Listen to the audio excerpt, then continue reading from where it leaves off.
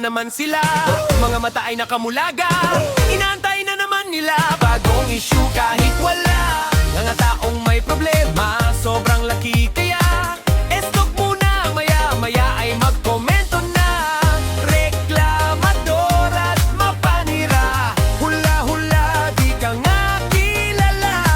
Di ka raw gusto, kaya carry na. Aba naman hinahinayay lang, karma is real, mag-ingat ka. Basher doon, basher dito, feel na feel ko, sikat na ba talaga ako? Mabuti ba nang gawin ko lahat ng e-post? May reklamo, buhay basher.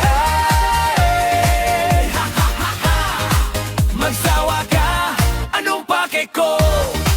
Hey, hey, hey, hey, hey, hey.